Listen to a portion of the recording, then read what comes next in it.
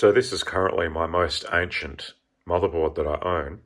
This is a 1991 AMI Series 39 486 board.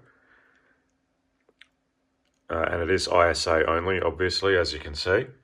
So that very much so bottlenecks its video performance as far as video cards are concerned. You'll notice something a little bit unusual about the CPU. That's actually a socket blaster that I have assembled myself, and I've got a little heatsink that I've recovered out of e-waste.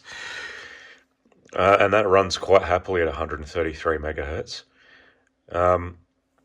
I cannot enable write-back cache on the CPU level 1 because it interferes with DMA operations. So the floppy drive becomes unusable and the sound becomes choppy if that's enabled. So I have to leave that in write-through mode to be stable.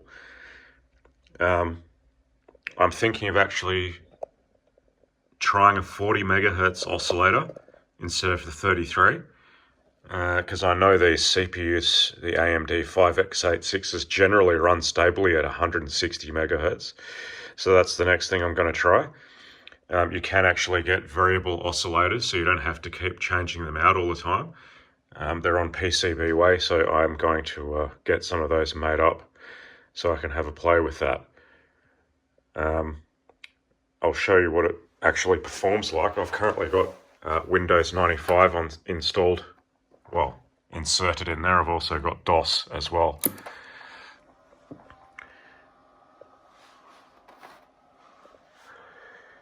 We'll see how this starts up.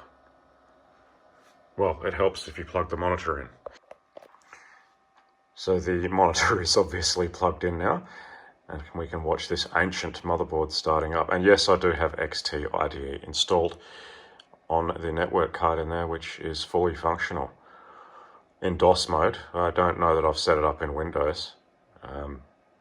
Main thing I use the network card for, in my house I run an FTP server, so I don't have to use removable media to and from my vintage computers, so I can pull large files onto them rapidly and conveniently. I just need to plug a network cable in. And we can see that Windows 95 is working fine. And of course that is plus 95 installed as well, with the DaVinci theme currently operating. And it is perfectly usable. Unfortunately, anything graphically intensive like Doom 95 is utterly hopeless on this ISA VGA based machine. But yeah, it starts. If I didn't have this bottleneck of the ISA VGA card, I probably would get a better frame rate in this. Even in DOS Doom, I only get about 15 or 16 frames per second, and it actually didn't change at all from the DX266 overdrive processor I used to have in there. But obviously anything CPU intensive performs much better with the 133. I don't remember the keyboard mapping. Yeah, so surprisingly, it actually looks half decent, but it's not super smooth. I guess you could consider that playable, but if you tried to do multiplayer, it would be absolutely hopeless.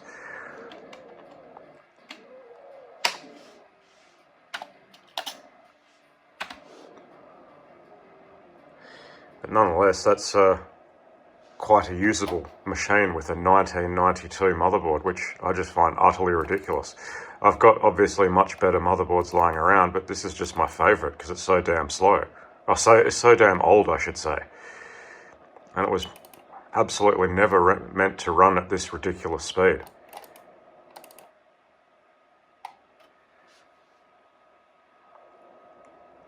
Will this run? I do not know. I don't think I've tested this.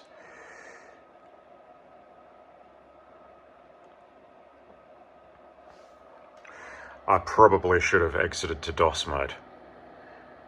Oh no, it is loading.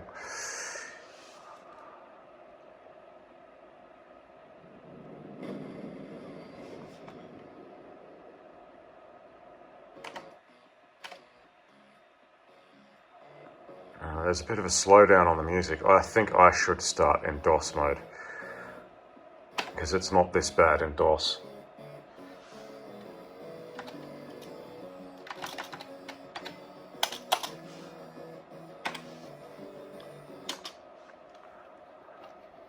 That's not a problem with Windows 95. We can just restart in DOS mode. And this is Windows 95A, by the way. I have not put Windows 95C on this machine. I just wanted to keep it nice and lightweight.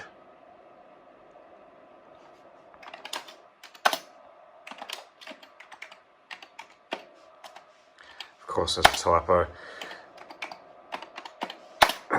Don't know if sound will work. We'll find out shortly.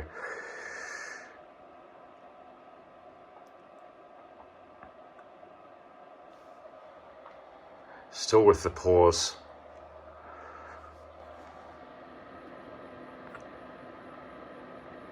Here it goes.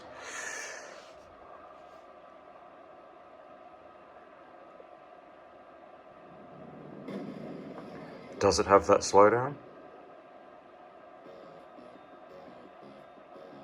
It would appear not. Right, so there's a major penalty to performance running it in Windows mode, but that's not a surprise.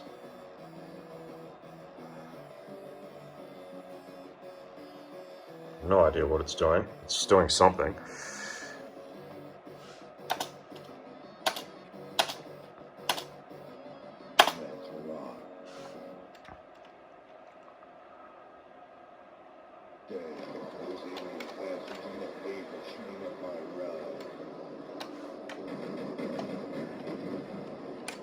Bearing in mind, I'm holding the phone with one hand and playing with one hand on the keyboard with the other.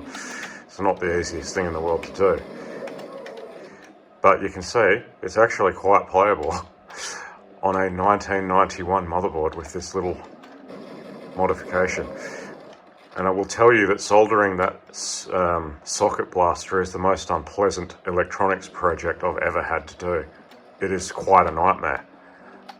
400 and something pins in total you have to solder, and you basically must only just use enough solder to solder the pin.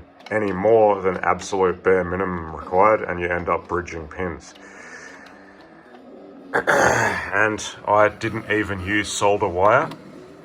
What I used was solder paste with a very fine needle tip and a very fine soldering iron.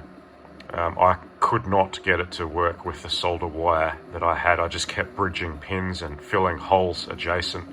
It was just a nightmare. So yeah, that's what's going on here.